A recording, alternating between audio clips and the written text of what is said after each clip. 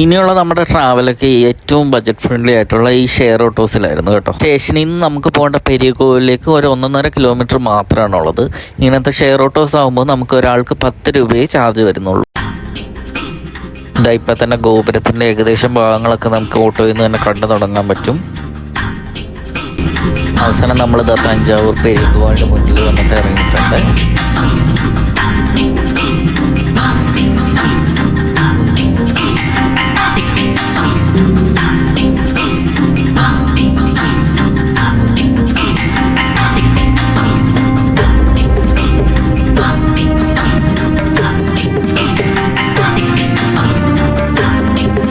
ദക്ഷിണമേരു എന്നറിയപ്പെടുന്ന പെരിയ കോവിൽ ആദ്യകാലങ്ങളിൽ തിരുവുടയാർ കോവിൽ എന്ന പേരിലാണ് അറിയപ്പെട്ടിരുന്നത്. ചോഴ രാജവംശത്തിലെ പ്രമുഖനായ രാജരാജ ചോഴനാണ് ഈ ക്ഷേത്രം പണികഴിപ്പിച്ചത്. AD 985 തുടങ്ങിയ ക്ഷേത്ര നിർമ്മാണം 1013 പൂർത്തിയായത്.